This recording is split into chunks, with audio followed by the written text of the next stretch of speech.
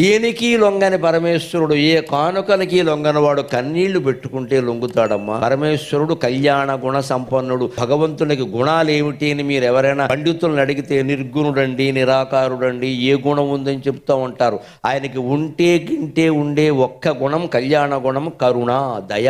భక్తుడు ఏడుస్తుంటే ఆయన చూడండి. నేను మహిమ కొద్దీ ఇక్కడ వెలిశాను, నా కళ్ళ ముందు కన్నీరు పెట్టుకుంటుంది ఆ ఇల్లాలు, ఆ దుఃఖాన్ని తీర్చకపోతే నేనెందుకు ఇక్కడ. అమ్మవారి దగ్గర ఏడిచానని ఒక శివుడిని ఒక గిల్లు గెలుతుంది, మొత్తం తిరుగులేదు. ఇంకంత ఆడవాళ్ళు ఏడుతున్నారు పట్టించుకోవే అంటుంది, అంతే, మొత్తం పట్టించుకుంటాడు. మన ఇళ్లలో కూడా మీరు గమనించండి, తండ్రి ఒక్కోసారి మొండిగా బండగా మాట్లాడతాడు. వా అదవా నీ చదువు దండగా, నీకు మళ్ళీ ఇదోటి అంటాడు. అదే తల్లి ఏముంటుంది, మనం ఎలాగో చదువుకోలేదు, ఆడు చదువుకోతే హెచ్చేయండి. తల్లి ప్రేమ తల్లి ప్రేమ. అందుకని అమ్మవారికి ప్రేమ ఎక్కువ. మనమే ఆవిడ ముందు కన్నీళ్లు పెట్టుకుందనుకో ఆవిడ కరిగిపోతుందాం. తప్పు చేసినా సరే మొహమాటం లేకుండా చెబుతాం, ఏం బాధపడక్క, నిజం ఒప్పుకుంటున్నాం కదా, మనమే కప్పిపుచ్చుకోవట్లేదు, అహంకరించలేదు. తప్పు చేశానమ్మా కానీ ఈ దుఃఖం నేను భరించి అంటే తీరుస్తుంది.